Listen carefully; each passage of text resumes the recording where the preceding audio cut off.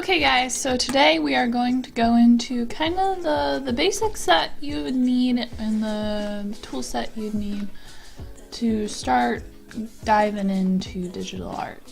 And so I think the most important thing when you're first doing digital art is getting your resolution right.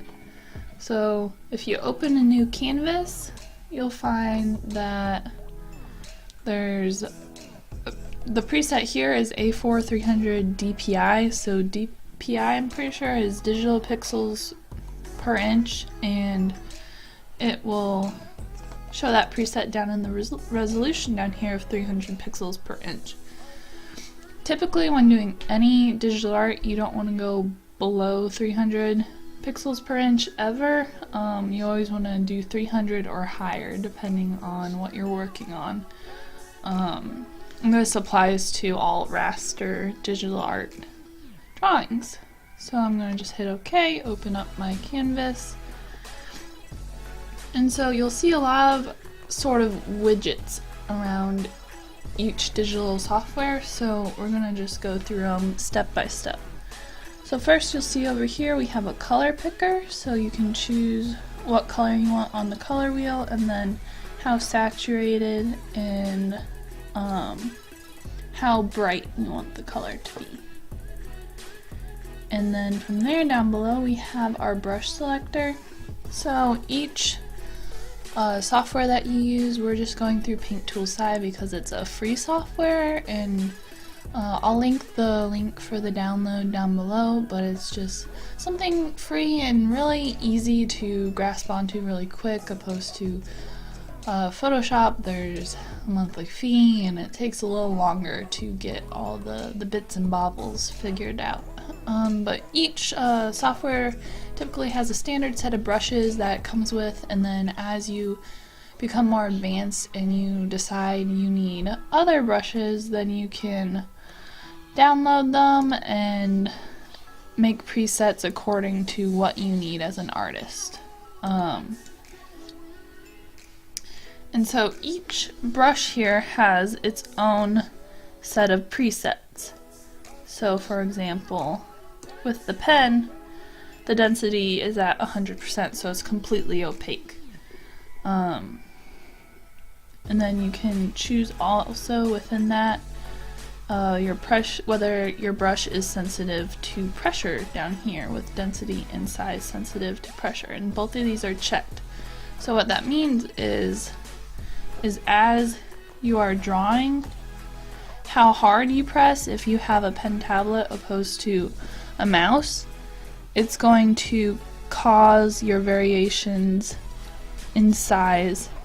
And if you don't have 100% opacity, it's also going to determine how opaque your brush stroke is. So if I press really lightly, you can barely see it, but if I press really hard, it comes out at the full opacity of that brush preset.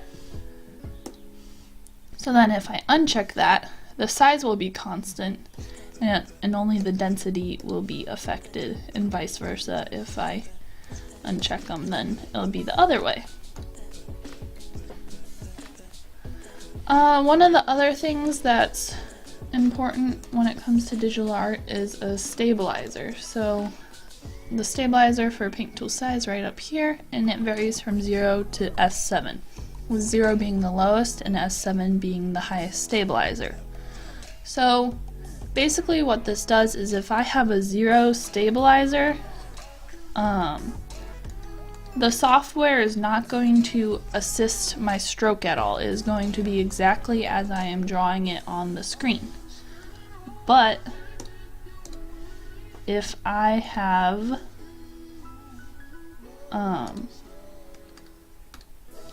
the stabilizer on higher, then what's going to happen is my strokes are going to lag slightly behind my mouse cursor. And this is because the software is doing calculations on how to smooth your strokes out. And so when you're beginning when I was beginning at least, I used a high stabilizer because it helped make my line work look a lot smoother. But then as you get better and better, you want to go to a lower stabilizer because that typically shows your art style better. As I was saying, as you get better and get faster, then you'll need less of a stabilizer because you can take more powerful, confident strokes that won't need calculations and a guide to assist you. Another thing I want to dive into today is mirroring your work. And so say I had, let's get a smaller brush. I was just trying to draw 2 eyes and a face.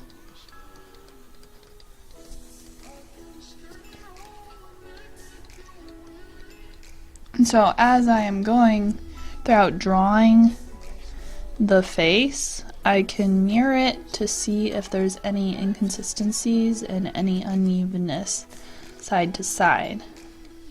So if I mirror it, you can see that this eyebrow over here I drew way too high, which normally I wouldn't see if it was the other way. So it can help make your work look more balanced if you constantly mirror it and move it around. What you can do is you can select that part and you can move it down. And that looks a little better. This is just for reference right now. But you can see how it completely changes how the whole image looks as you flip your image around.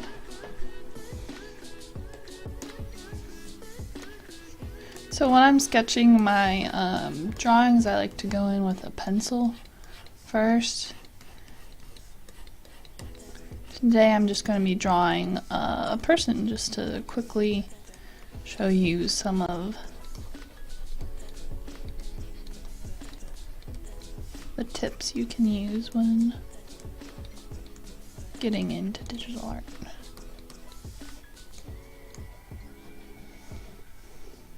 Okay, and say I was done at this point and I wanted to move on to inking. Typically I like to lower the opacity of the sketch layer and then I go into my pen for inking, go down to the size I want, and then I start inking the image.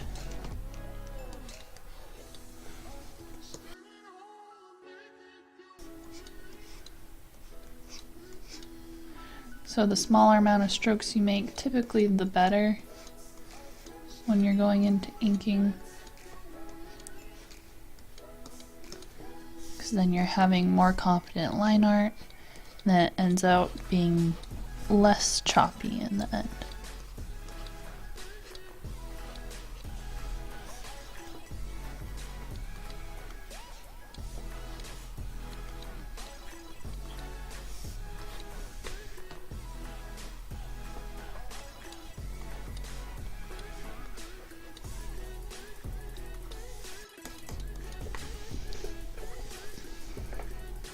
So it's still a rough sketch, but that's the general process you want to go to when you're inking, and then after that you're going to want to go in and add color. So here's my layer queue over here, and I went in and I selected a new layer underneath my line art layer right here.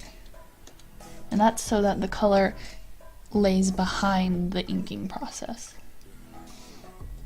And so say I was just going to color in her skin at the moment. I'm going to block it off.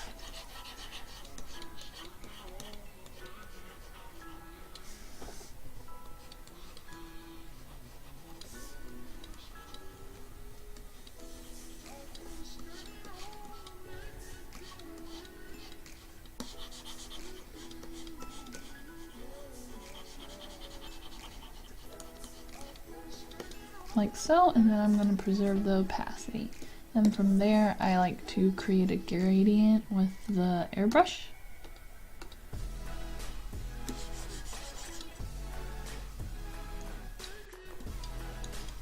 just to give me something to start out with.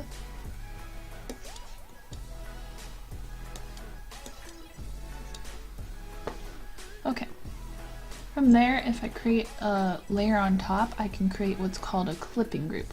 And what that does is it lays color on only on top of the same area as that is below it, what you are clipping to. So I'm going to change my mode here to multiply, and what this does is it creates a darkening effect on that layer. It creates basically shadows. So I'm going to go in with my pen and the color that I want to use for the shadow. And then I can draw directly on the area without going outside of it. So say I want a shadow there, do it under her neck, add a few more shadows where the hairline's gonna be.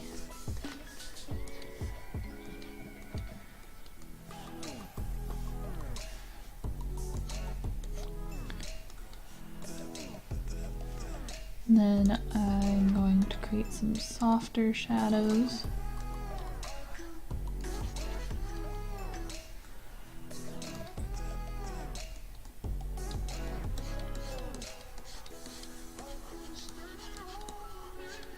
Make it a little more blended.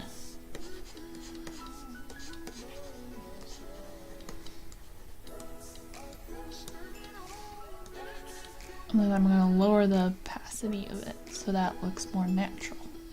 From there I can create a new layer, create a luminosity layer, and this is going to add brightness to the piece. So say like that, turns pretty yellow when I use the pink color. And so going to add another highlight, another layer with highlights just to give more depth and dimension to the piece. Just adding these few layers can really change how the overall piece will look. So from there, decrease the layer. Say lastly, I want to do an overlay layer. Then I can go in with some color. And say I wanted it to be more blue. Well, it mixes the previous tan color with the blue and it creates more of a purple undertone. So say if I needed to correct the skin tone, say the skin tone was too green, I could use a complementing color to balance it out and make it more neutral. That's all the tips and tricks I had for you guys today. If you want some more tips and tricks on how to utilize your digital art software or how to improve your digital art and make more progress from where you are now to where you want to be, feel free to comment in the comment box down below and I'll make sure to respond to you. And I hope you guys enjoyed this video, and I want to thank you guys so much for watching, and I look forward to bringing you guys more videos. Thank you. Bye.